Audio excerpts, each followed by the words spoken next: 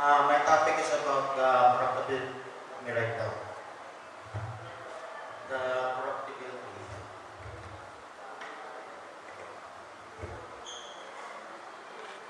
of the corruptibility.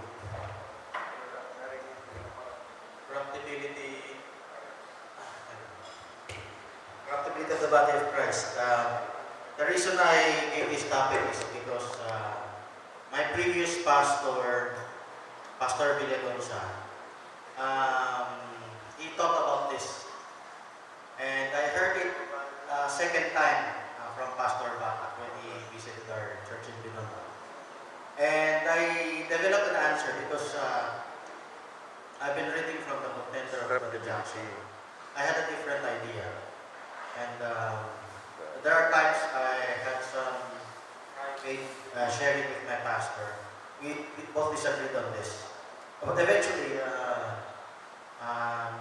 sometime later, maybe he agreed. But I'd like to share this line of thought. Maybe you've heard of this kind of teaching. Let me explain first how they explain this.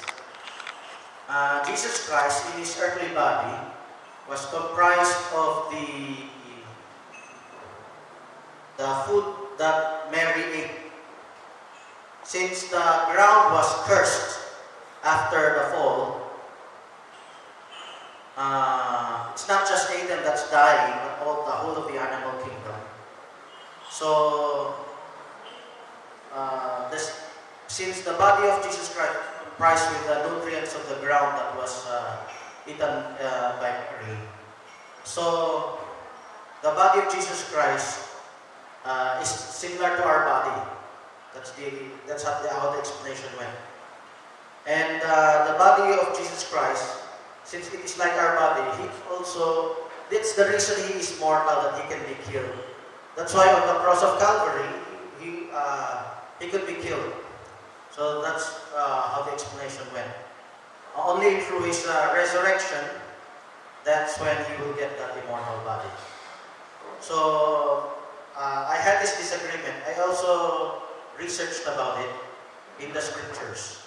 So what I could say was the body of the first Adam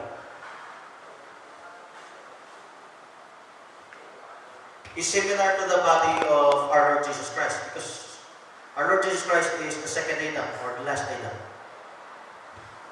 They are both Son of God, but the difference about Jesus Christ is begotten. Jesus Christ is begotten, Son of God, while Adam was not begotten. He was formed out of the ground. But their bodies are essentially the same. Now, how would I explain, just to answer them, how would I explain that the ground was cursed? Please open up in Genesis chapter 3.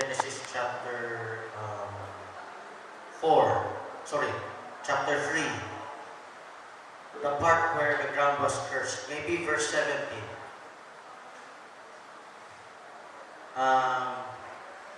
Genesis chapter 3, verse 17.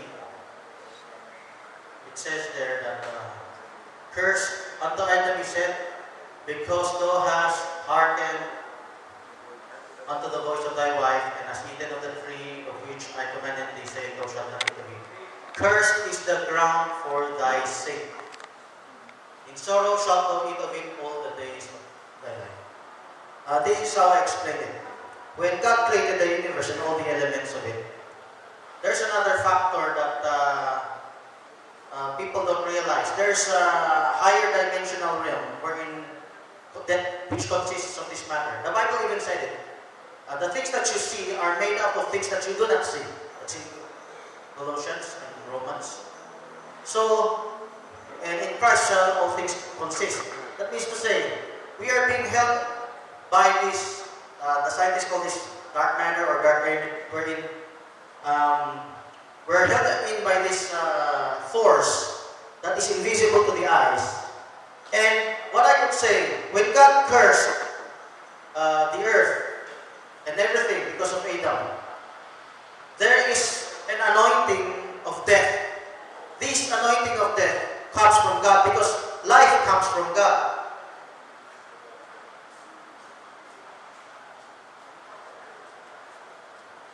Okay, so, nag-request ng Tagalog. Okay, kaya ako nakasagot ng English kasi gumagawa ng video sa akin. English. Sana, kaya ako nasa jet, tagalogin ko na lang. I-edit ko na lang sila. Sige, sige. Okay, so tuloy-tuloy ko na sasabi ko. Nakasubin sa yung huli ko sinasabi. Curse. Okay, sinumpa ang lupa dahil sa... Sinumpa ang lupa dahil sa ano? Sinumpa ang lupa dahil sa... kay Adan. Ngayon, yung mundo nakikita natin, yung lupa nakikita natin, yung lahat ng bagay, yung punong kahoy, hayop, meron siyang tinatawag aura, meron siyang tinatawag isang energy na bumubuo sa kanya. Hindi lang natin nakikita yan. Ngayon, yung Diyos mismo ang pinaka-akta, pinaka-source ng kanyang buhay. At yung source ng kanyang buhay ng Diyos, pinahiran niya, siya ang nagbibigay ng buhay sa lahat ng bagay. Siya rin nagtitikta kahit kamatayan nun. So, pinaiki niya, pinaaga niya ang kamatayan nung pagdating ng sumpa. Nagkaroon ng imbalance sa nature, sinadya ng Diyos yan. Katulad na basa niyo kung sa Genesis 1:1 to Genesis 1:2. The earth was without form, and darkness was upon the face of the deep. May nangyaring sumpa sa mundo. Ilang beses na yan sa panahon ng rebellion ni Lucifer. Pero sa panahon ni Adan, nagkaroon ulit yan. Kaya, it's the same element ng hydrogen, it's the same element ng oxygen or carbon. Pero, may sumpa ang Diyos yan. Ngayon, dun sa verse na yan, cursed is the ground for Adam's sake. Dahil lang kay Adan, kaya nasumpa yan. Pero, Jesus Christ is the second Adam. Hindi niya dala-dala ang account ng first Adam.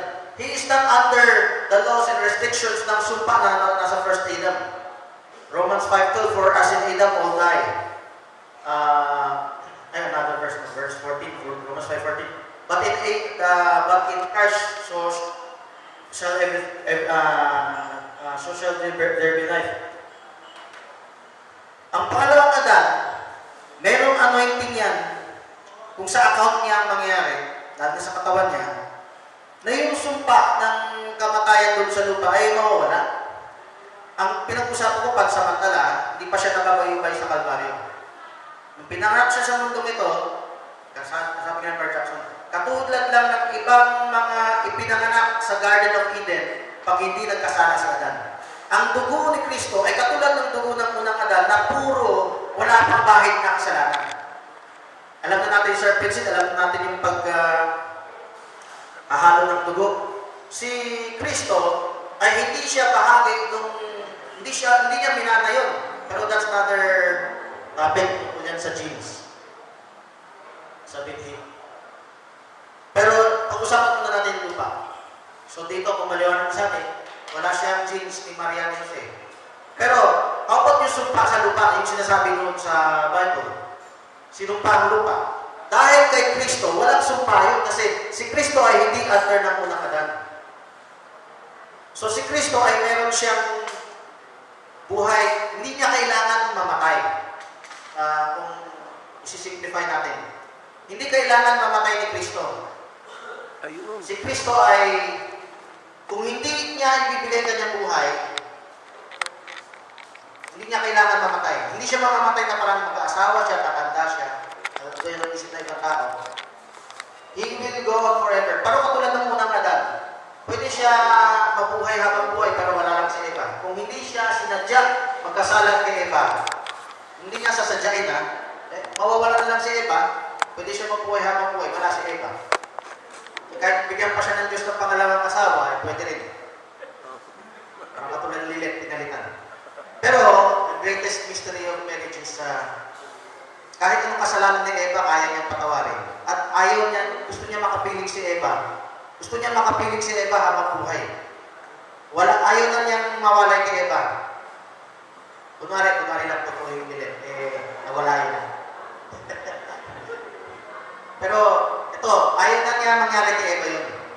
Ayaw niya mangyari na aswang yun or mapunta sa impyerno.